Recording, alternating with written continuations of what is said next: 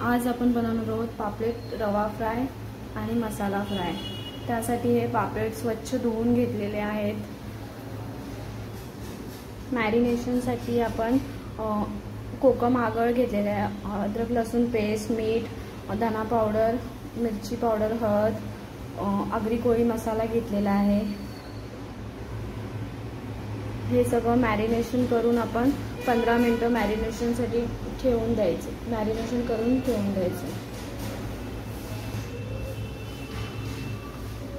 कोकम आगळ लावून घेतलेला आहे, त्याच्यानंतर सगळे मसाले पापलेटला लावून घ्यायचे आहेत।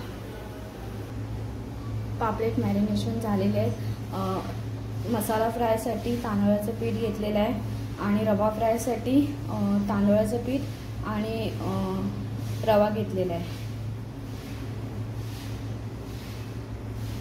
फ्राय करणार आहोत आपण आता। हे मसाला फ्राय पापलेट होतात।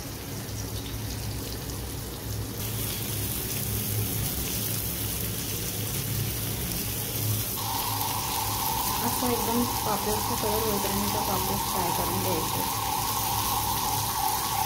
पापलेट रवा फ्राय